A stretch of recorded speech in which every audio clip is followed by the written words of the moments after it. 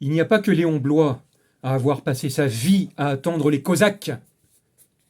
Il y a également eu Ernest Cœur de Roi, né le 22 janvier 1825. Hurrah, ou La Révolution par les Cosaques, publié en 1848. Un Suisse bourguignon, ou plutôt un bourguignon suisse, qui a fait ses études dans la bonne ville de Tonnerre.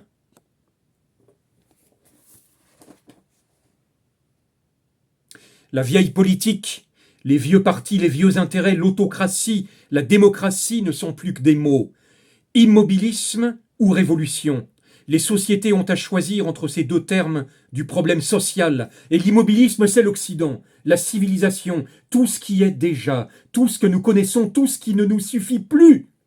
Tandis que la révolution, c'est tout ce qui n'est pas civilisé, tout ce qui reste encore à faire, tout ce qui végète, tout ce qui n'a pas accompli sa destinée.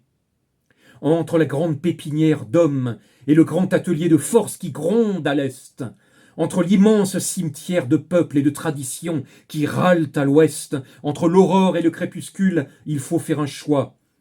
Plus d'atermoiement, plus d'habileté possible. Il faut entrer dans la Ligue occidentale à la suite de la France ou dans la Ligue orientale à la suite de la Russie. Je reviens sur mon idée cosaque parce que toutes nos révolutions seront inutiles tant que nous serons emprisonnés dans les mêmes frontières et bridés par les mêmes conventions légales. Révolutionnaires anarchistes, disons-le hautement, nous n'avons d'espoir que dans le déluge humain, nous n'avons d'avenir que dans le chaos, nous n'avons de ressources que dans une guerre générale qui, mêlant toutes les races et brisant tous les rapports établis, retirera des mains des classes dominantes les instruments d'oppression avec lesquels elles violent les libertés acquises au prix du sang. Instaurons la révolution dans les faits, transfusons-la dans les institutions. Qu'elle soit inoculée par le glaive dans l'organisme des sociétés, afin qu'on ne puisse plus la leur ravir, que la mer humaine monte et déborde. Quand tous les déshérités seront pris de famine, la propriété ne sera plus chose sainte. Dans le fracas des armes, le fer résonnera plus fort que l'argent. Quand chacun combattra pour sa propre cause, personne n'aura besoin d'être représenté. Au milieu de la confusion des langues, les avocats, les journalistes, les dictateurs de l'opinion perdront leur discours. Entre ses doigts d'acier, la révolution brise tous les nœuds gordiens.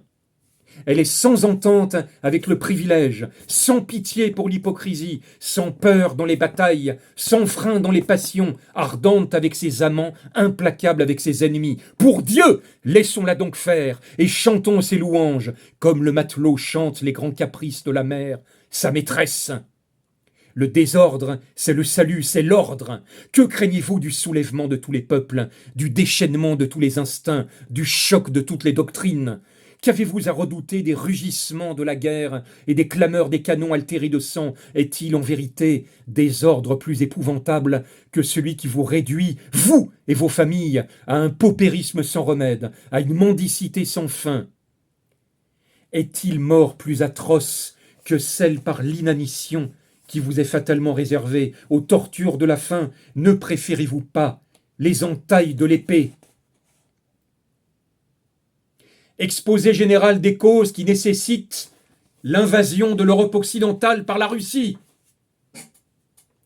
Les Russes courent à marche forcée sur l'Orient. Nous nous traînons comme des limaçons sur nos longues étapes. Nous dansons, nous faisons noces et festins. Nous demandons la paix quand on nous a enfoncé l'épée dans les reins et qu'elle nous sort par la bouche. Nous demandons la paix et il n'y a point de paix.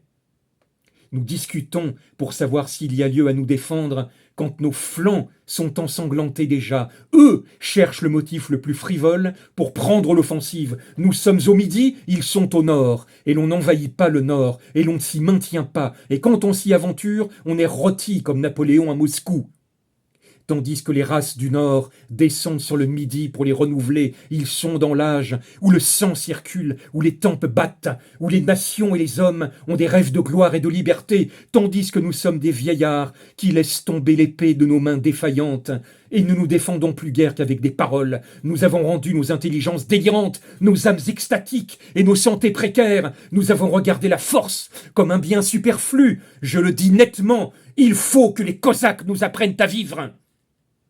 Nous sommes vieux et voulons remonter le cours des âges.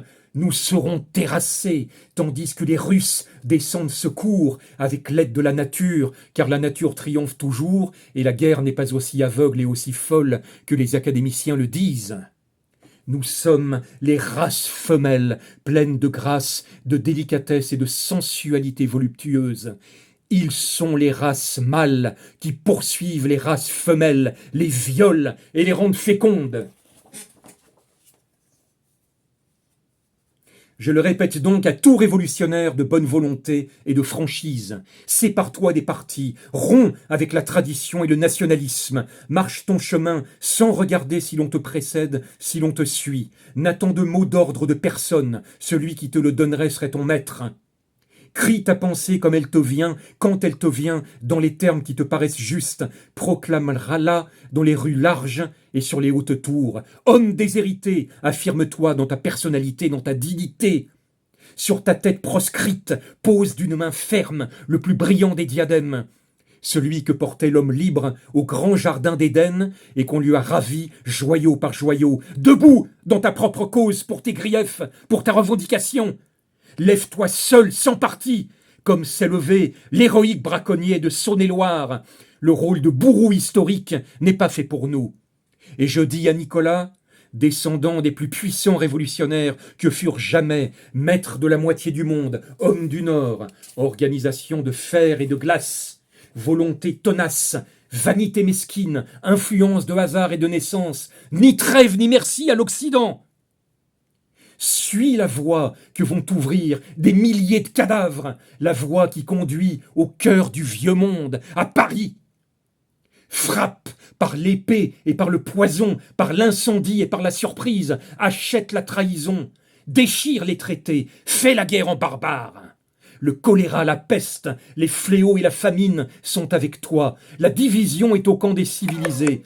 On y parle toutes les langues, comme à Babel. On y parle aussi la tienne. Ils sont nombreux, ceux qui convient les Cosaques au sac du vieux monde.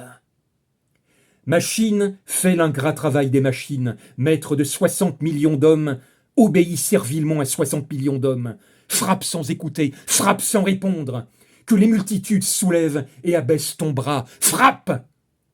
La destruction a passé dans les airs, et de ses ailes mutilées, des gouttes de sang ont tombé sur toi. Ô révolutionnaire socialiste, que la fatalité te donne pour allié, ô tsar, peut-être la torche et le glaive échapperaient des mains. La révolution a parfois besoin d'instruments terribles. La révolution t'a choisi, Nicolas.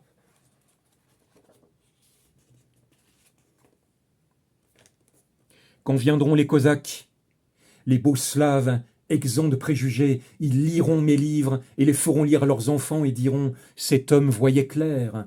Et l'invasion détruira par le fer de sa lance les barrières intellectuelles qui séparaient les nations. Dans ses bras géants, elle prendra tous les hommes et les poussera les uns contre les autres.